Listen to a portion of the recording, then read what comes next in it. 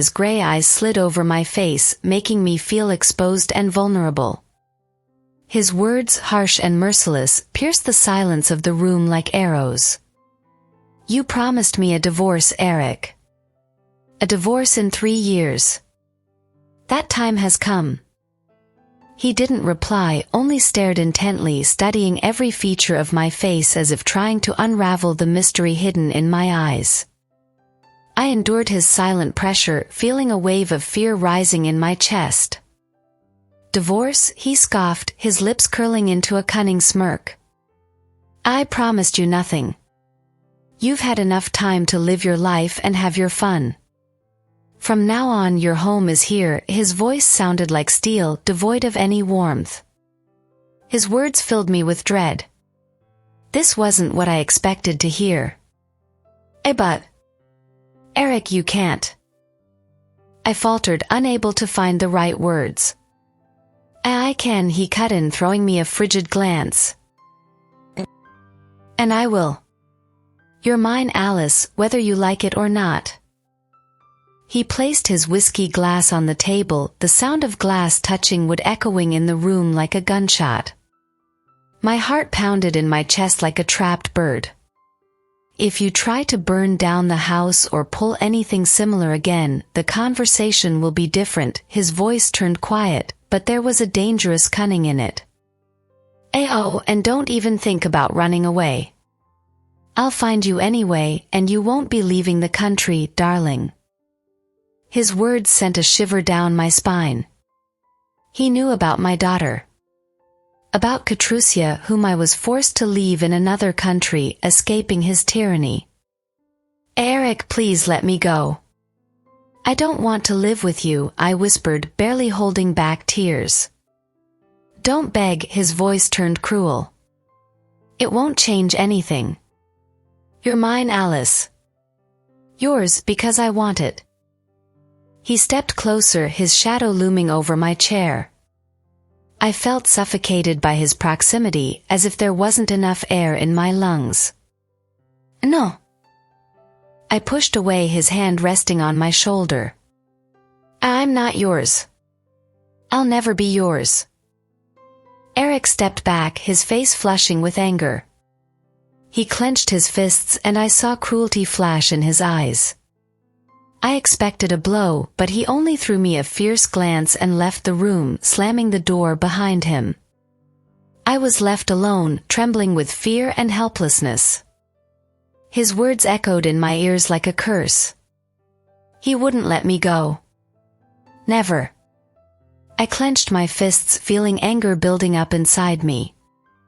No, I wouldn't give up. I would find a way to escape from this monster. My thoughts turned to Katrusia.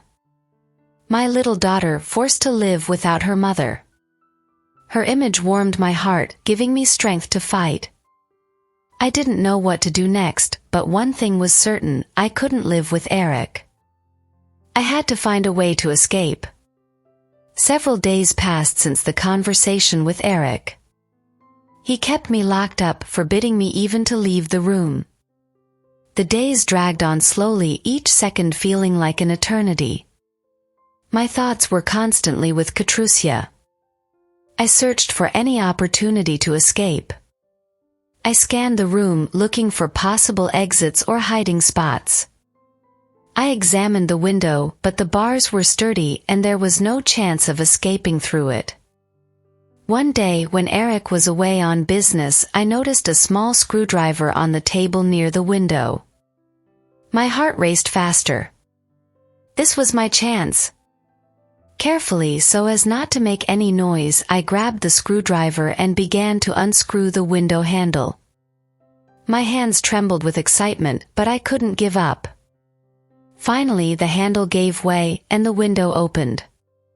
The fresh air hit my face, filling my lungs with exhilaration.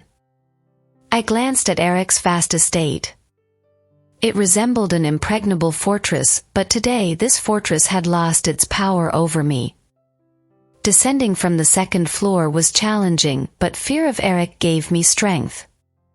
I carefully climbed out through the window and began to descend the wall, clinging to the brickwork. The ground was approaching. The fear of heights squeezed my chest, but the thought of Katrusia prevented me from giving up. Finally, my feet touched the ground.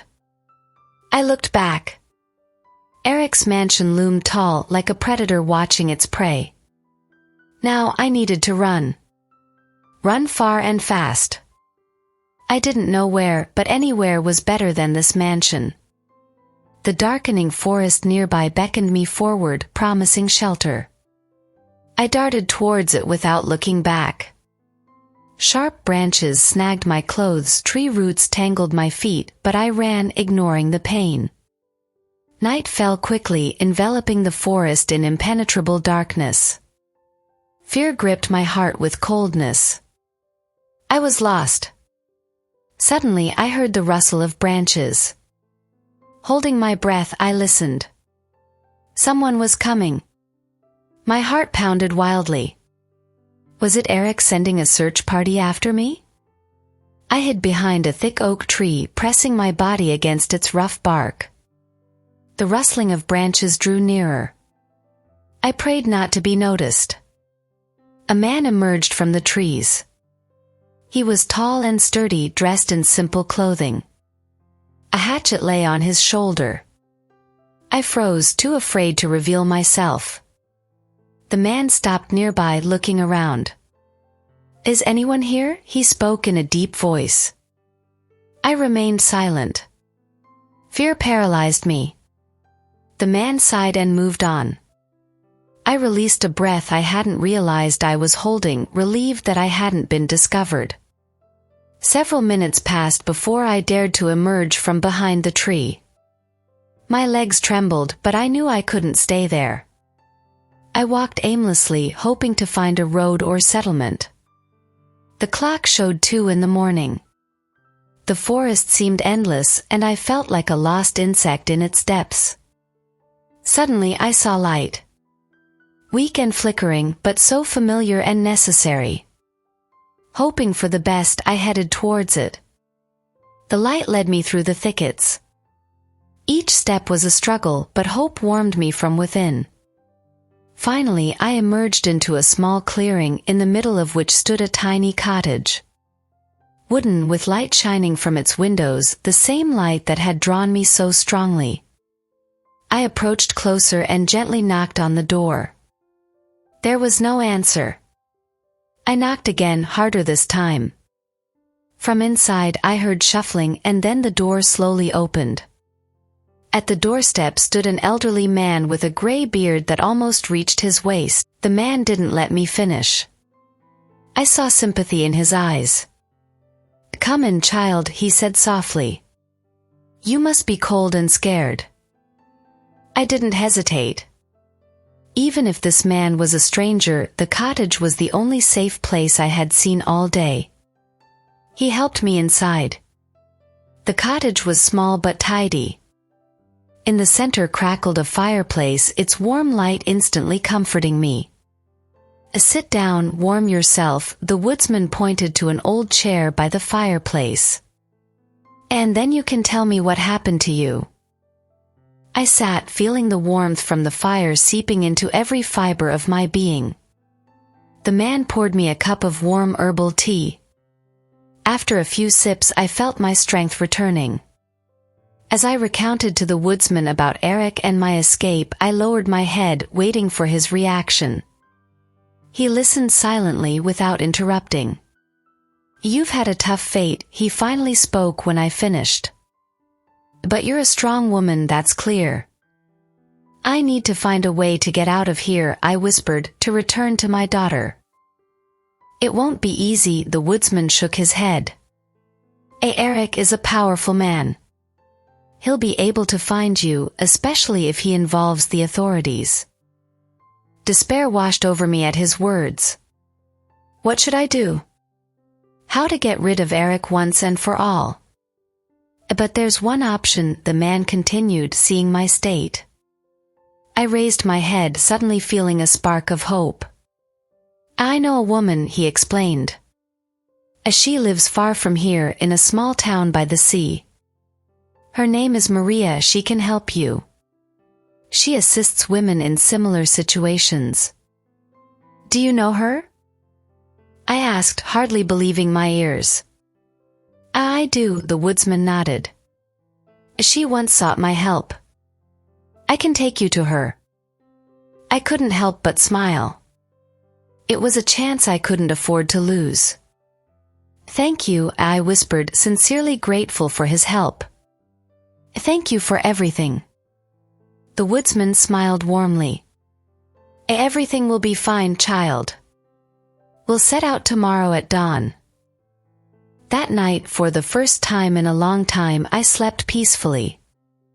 The warmth of the fireplace and the hope for a better future enveloped me. Finally, I had a chance for freedom and reunion with my daughter.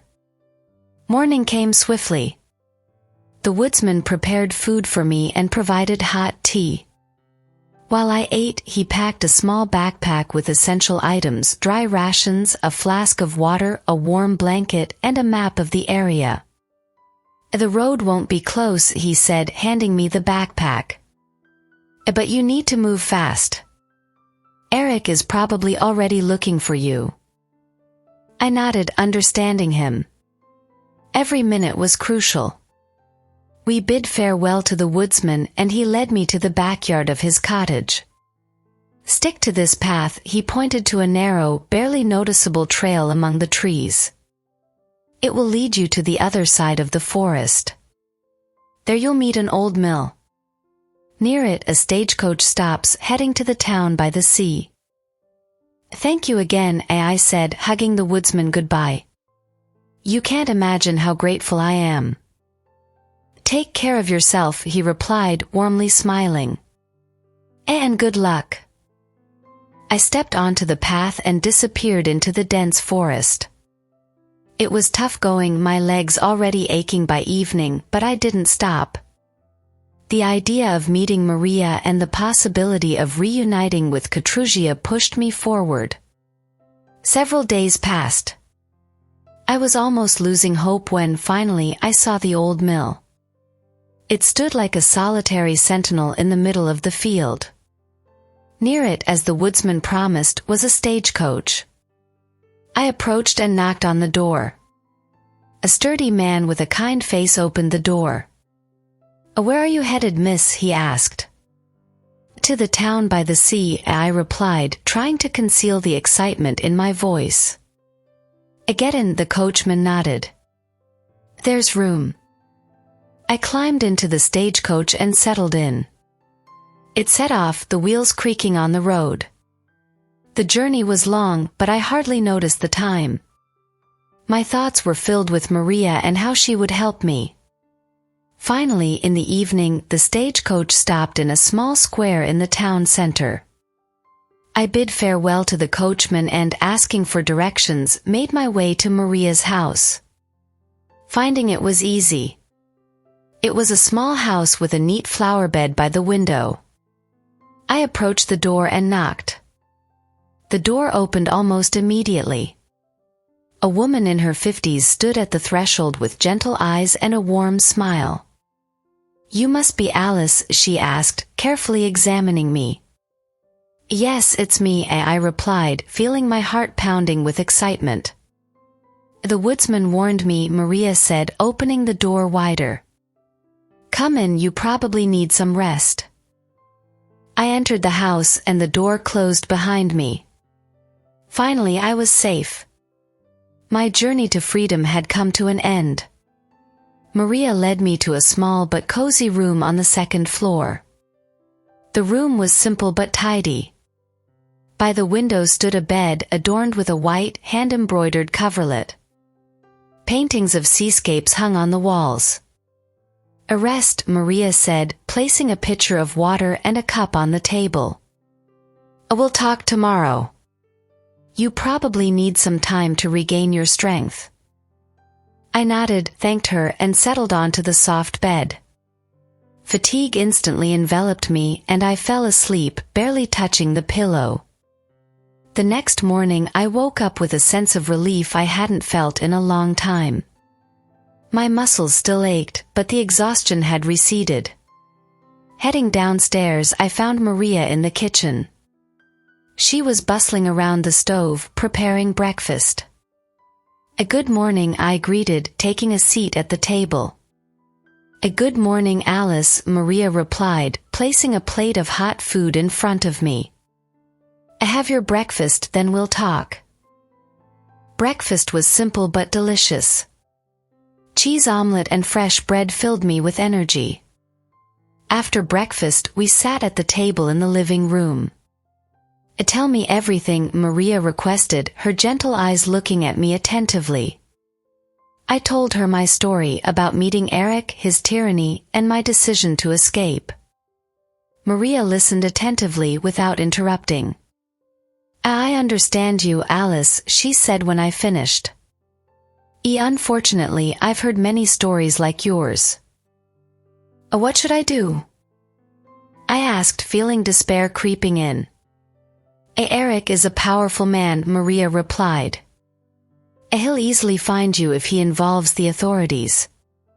But there are a few options." She told me about her work. She helped women who had suffered from domestic violence to hide from their persecutors and start a new life. "I can help you change your appearance," she said. "And find you a job and accommodation in another town." "But Katrusia," I whispered.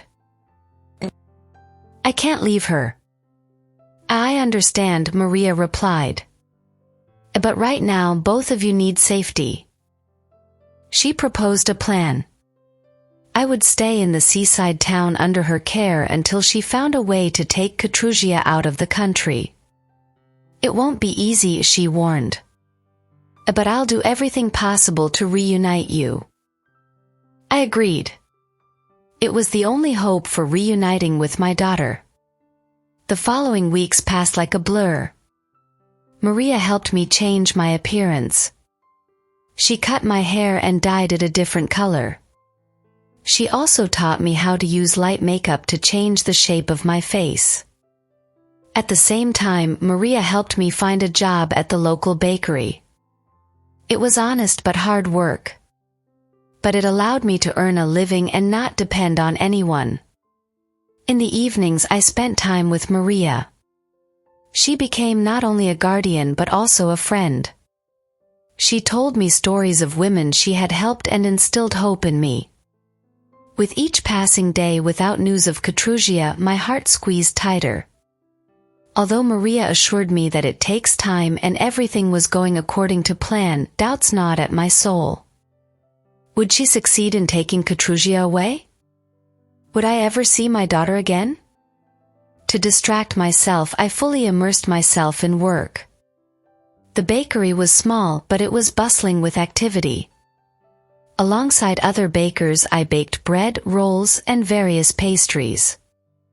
The smell of fresh bread that filled the bakery became a kind of symbol of my new life, modest but free. Maria mentioned that the seaside town would soon host its annual sea festival. She suggested we go together. I agreed, hoping that the vibrant festival would alleviate some of the anxiety that had been haunting me. The day of the festival dawned bright and sunny. The town was filled with a festive atmosphere. Bright markets were set up on the main square, music echoed, and a cheerful crowd of people roamed between the stalls. Maria led me to a small cafe overlooking the sea. We sat at a table on the terrace and ordered coffee and pastries. The azure sea, like an endless silk fabric, rippled on the horizon. The cries of seagulls circling above the waves mingled with the music from the square. For a moment it seemed like I could push all worries aside and simply enjoy this moment. Suddenly my gaze fell on a man standing near one of the stalls at the market. He was tall and robust, dressed in an expensive suit. My heart skipped a beat. It was Eric. I grabbed Maria's hand, pointing to him. "He's there," I whispered, barely holding back panic. Maria followed my gaze, her expression growing more serious. "Don't worry, Alice," she reassured me, though I could hear the concern in her voice. "Stay here, I'll handle this." She straightened up and quickly walked in the direction where Eric was standing. I was left alone, and a wave of panic washed over me with renewed force. What was Eric doing here? How did he find me? These thoughts tormented me. Minutes passed, feeling like an eternity. Then I saw Maria returning to me. "He didn't see you," she said, her face troubled. "But he's clearly looking for you." "What should we do?" I asked, feeling like the ground was slipping from under my feet. "We can't stay here," Maria replied. "He will find you. We need to leave." And she told me her new plan. Maria's plan was risky, but considering the circumstances, it was the only option. She had arranged with a local fisherman whom she knew well for a night journey out to sea. He was to take me to a small island located a few hours' sail from the town. The island was uninhabited, but there was an old, neglected watchtower there. It served as shelter for fishermen during storms, and that's where I was to hide until Eric lost the trail. I packed the essentials for the journey: warm clothing, some food, water, and a first aid kit. We met the fisherman late in the evening, when the town was already immersed in sleep. The night sea seemed like a dark abyss studded with stars like diamonds. The boat rocked on the waves and I felt a slight nausea. But the fear of Eric was stronger than any discomfort. The journey was long and exhausting. The sun was already rising when the fisherman finally pointed out a small piece of land in the midst of the endless sea. It was an island.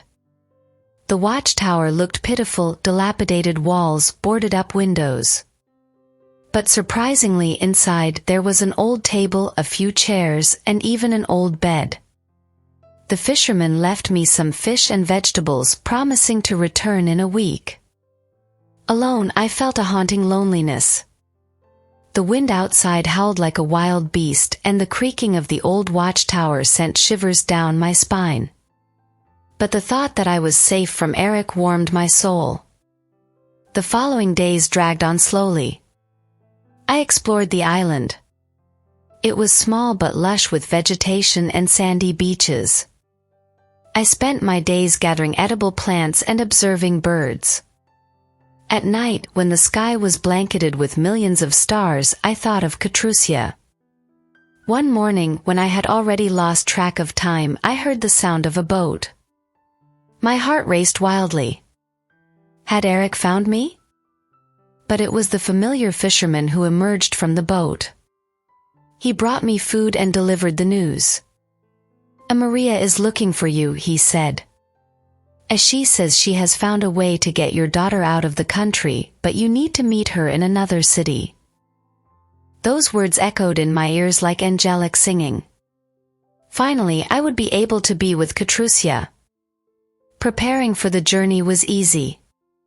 The fisherman agreed to take me to the mainland once again. The journey seemed to pass faster as my heart sang with joy. Maria met me at the pier. She looked tired, but her eyes were shining with happiness. "Alice, I'm so glad to see you," she exclaimed, embracing me tightly. "And I have good news." She explained that she had managed to arrange with smugglers to transport Katrusia across the border. But it required a considerable amount of money, which Maria did not have. During my time in the seaside town, I had managed to save some money. Together with these savings and the valuables I had left from my former life, we had enough. Without hesitation, I handed over everything I had to Maria. The collected funds allowed Maria to negotiate with the smugglers for Katrusia's passage across the border. It was a risky operation, but there was no other way. Maria and I set off for another city, where the meeting with the smugglers was to take place. On the way, I trembled with excitement and fear. Would everything go smoothly? Would fate once again separate me from my daughter? Finally, we arrived at the location, a small, cozy cottage on the outskirts of the city. Maria stayed outside to wait and I went inside. In the room sat two men. They looked stern and unfriendly, but their expressions softened when they saw me. Maria had evidently told them my story. "I will arrange everything," one of the men said shortly. "But remember, the risk is high." I nodded, holding back tears. I was willing to do anything just to be with Katrusia again. We waited for several days. Finally, one morning, Maria burst into the cottage, her face glowing with joy. "She's here," she exclaimed, barely catching her breath.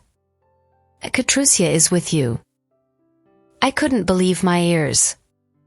I rushed to the door, and my heart nearly burst with happiness when I saw my daughter. Katrusia looked a little scared, but when she saw me, her face lit up with a smile. We embraced each other so tightly, as if afraid of being separated again. Tears streamed down my cheeks, mingling with Katrusia's tears of joy. Finally, we were together, and no one could tear us apart. The smugglers hurried to take us away. We said goodbye to Maria, promising never to forget her help. The journey was long and exhausting, but I didn't notice anything around me. I kissed Katrusia, told her about my life, and reassured her that everything would be fine now.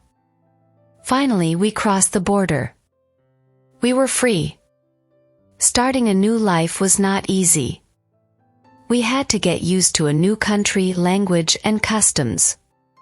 But the most important thing was that we were together. We found a small apartment and modest jobs.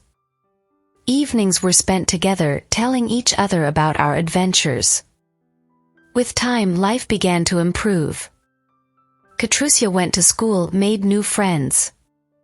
I found a job that allowed me to take care of my daughter. Several years passed. The scars of the past remained, but the pain gradually faded. Katrusia and I grew even closer, having gone through such trials together. One sunny day, sitting with Katrusia in the park, I told her the whole story, about meeting Eric, about escaping, about Maria's help. Katrusia listened attentively, her eyes filled with tears. She hugged me tightly. "You're my hero, Mom," she whispered. I smiled, her words were the best reward. "Yeah, thank you for being with us today. I hope that this story has brought you emotions. If you enjoyed the video, don't forget to like it, subscribe to the channel, and click on the bell so you don't miss any of our new stories. Thank you for your support. You are the best.